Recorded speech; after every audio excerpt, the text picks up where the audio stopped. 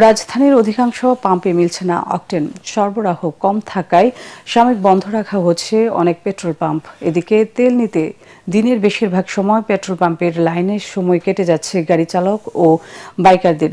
যদিও সরকারের কাছে চাহিদা অনুযায়ী তেলের মজুত রয়েছে বলে আবারও জানিয়েছেন বিদ্যুৎ ও জ্বালানি মন্ত্রী ইকবাল হাসান মাহমুদ টুকু। রাজধানীর পেট্রোল পাম্প ঘুরে আরও জানাচ্ছেন মুশফিকুর রহমান।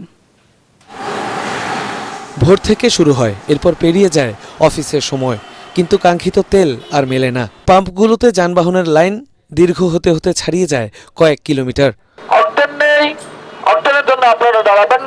সরকার দেশে তেলের সংকট নেই বললেও রাজধানীর পাম্পগুলোতে মিলছে না পর্যাপ্ত তেল।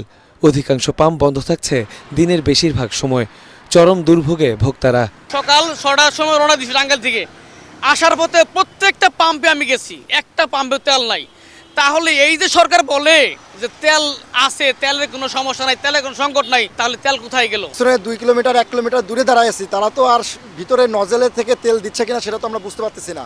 3 দিন ধরে ঘুরতেছি, 3 দিন ধরে কোনো তেলই ভরতে পারতাছি না।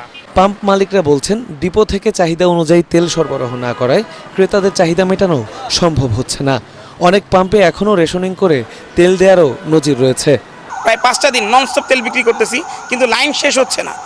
যেই কারণে হচ্ছে ডিপো থেকেও তেলটা কম দিচ্ছে, যে যেন মজুদ কম হয়। সরকার তো বলছে একটু স্বল্পতা আছে, এই জন্যই রেশনিংটা করা, তো তেল নেই এই ধরনের তো কোনো মেসেজ আমরা পাই নাই। এদিকে সরকারের কাছে যে পরিমাণ তেল মজুত আছে তা দিয়ে চাহিদা মেটানো সম্ভব বলে জানান জ্বালানি মন্ত্রী।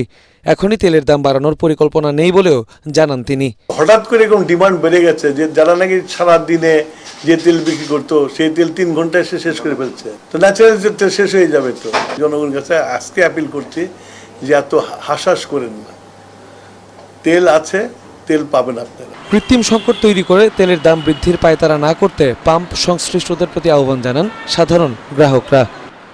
মুশফিকুর রহমান, এটিএন বাংলা, ঢাকা। এদিকে জেট ফুয়েলের দাম লিটারে 90 টাকা বাড়িয়েছে Bangladesh energy regulatory commission BERC. মঙ্গলবার এক প্রজ্ঞাপনে নতুন দর ঘোষণা করা হয়, যা মধ্যরাত থেকে কার্যকর হয়েছে। বিজ্ঞপ্তিতে বলা হয়, অভ্যন্তরীণ রুটে প্রতি লিটার জেট ফুয়েল 112 টাকা 41 পয়সা থেকে বেড়ে 202 টাকা 29 পয়সা নির্ধারণ করা হয়েছে। লিটার প্রতি দাম বেড়েছে 89 টাকা 88 পয়সা।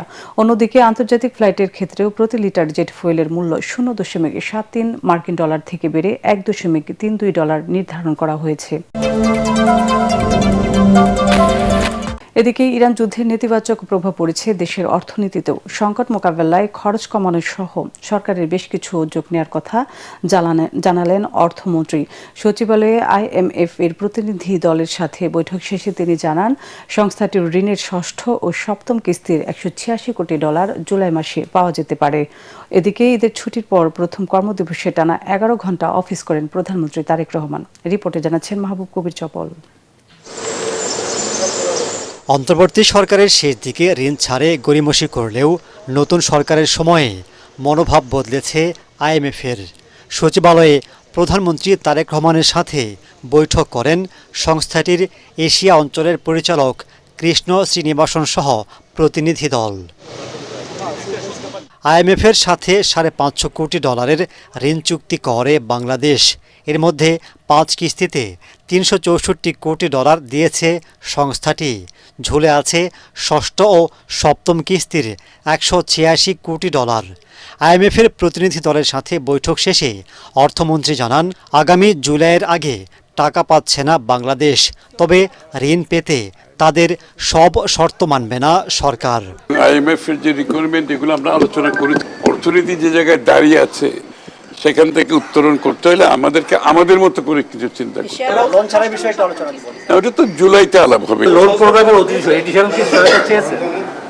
এই পর্যন্ত এগুলো আলোচনা হয় না। এগুলো আমরা তো ওয়াশিংটনে এপ্রিলে মিটিং আছে, স্প্রিং মিটিং আছে, সেখানে আলোচনা হবে।